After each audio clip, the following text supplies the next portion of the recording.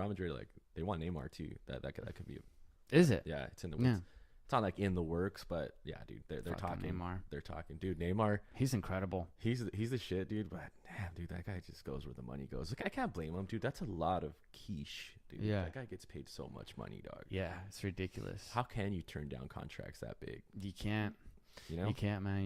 You just gotta go get that dough. Yeah. Get that dough. Get it, dude. Like that. And you know, Neymar wants to make a name for himself too, because he could have stayed with Barcelona, dude. But he was always going to be in the Messi shadow. Yeah, but Messi's gonna be done in the next like few years. Yeah, but And then Neymar would like be the guy. yeah, I just think Neymar wanted he it didn't right want to now. wait. He wants it now.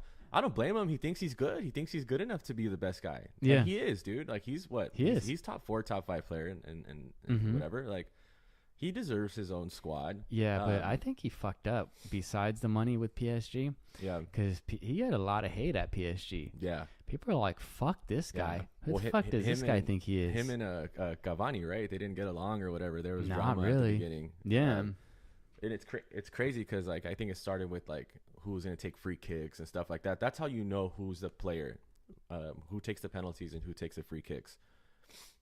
And I think Neymar's first games with PSG, like he would always get into it with Cavani because he's the guy. You Yeah. know, he's their striker. He's the penalty taker, the free kick taker. That's his team. And then Neymar showed up and was like, "Fuck you, dude. This is Yeah, my this- team now." It's a market-based business like anything else, and you need to know the market to be really successful in what you're doing. And so I had a prior familiarity with Hollywood, California, because I moved to Hollywood when I was 18 years old to study music. Right. And I moved from Orange County to Hollywood at 18, and I knew Hollywood, at least to some degree. I lived there. I walked the streets a lot. I was somewhat familiar with the landscape, and so I said, if I'm going to do commercial real estate, I should be doing that in an area where I know and that I actually like. I like Hollywood. I like the entertainment component of it. I like the fact that it still feels like it has a long way to go. It really did at that time, and it still does. And so I said, hey, how can I get involved in Hollywood?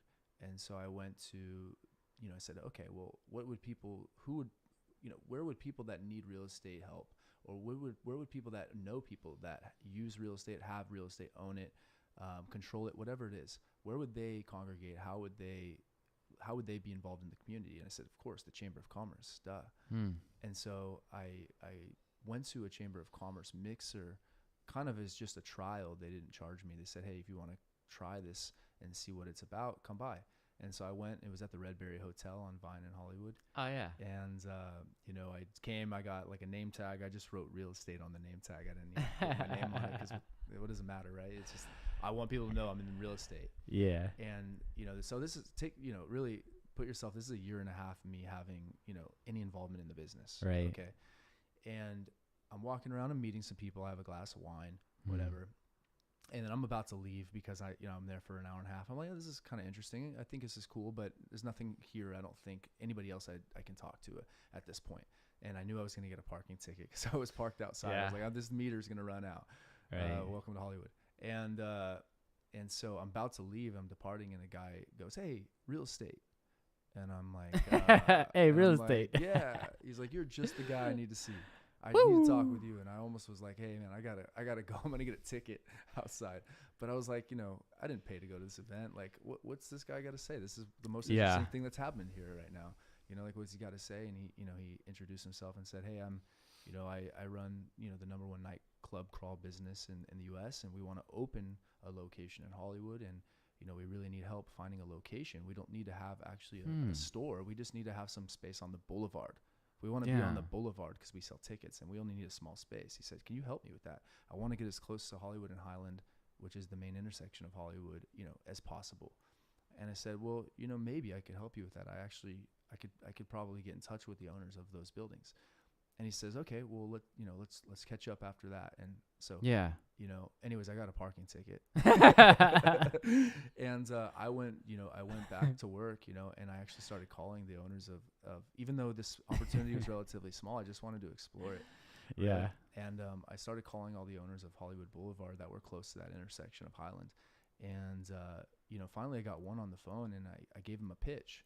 Like, hey, I have, #1 nightclub crawl business. They just want a small space on the boulevard underneath your canopy, your awning. What can we do? And he goes, hey, come in. And so anyways, long story short, I end up signing a lease and representing that tenant, right? The guy that I met at the Chamber of Commerce, who was the nightclub crawl business. And, through the process of the lease transaction, it's really interesting. I actually got to know the landlord well. And I think this Medley? Yeah. Okay. Yeah. And Medi. And he, I think he saw a young, hungry guy who was eager to learn. And he said, why don't you, Justin, come work for me? Why don't you come work with me? Why don't you can handle, the portfolio that I have, and I will guide you to use your energy to help me get what I want. And at the same time, you'll learn your business. And so anyways, that was the start of something really big. I didn't do too well in school, and I didn't really have direction. But I knew, I've always liked to have fun. I mean, I think that's something good too, because you gotta know what you like, right? Even though you know that you love to have a good time, so you kind of, you work to have a good time, and then, it means something, because you're willing to work for what means well to you, right? So I think it's something. Just kind of focus on what you like. That's very important. No matter if it's, I agree 100%. Just having fun, or being able to travel, just having some motivation like that. I think that would drive you to work and make money. That's what makes it for me. Right, like I'm tired as hell, from working out. My body takes a beating sometimes. Yeah. So sometimes I need that little extra push, little reminder, motivation. Yeah. To keep pushing to get what I want. Yeah. Which is sometimes it'll be extra income, Sure. Or not even that, just satisfying my customer, making sure my haircut is on point. Yeah. Because there's points where I'm I'm really dead tired. I don't want to be here. But I'm here for a reason, because, a couple years back, this is what I was asking for. Yeah. And I'm doing it for that person. Yeah. It's myself. But back then I was, I would have killed to have this. Yeah. So now that I'm here, push through it, do what you were trying to kill yourself for before. Yeah.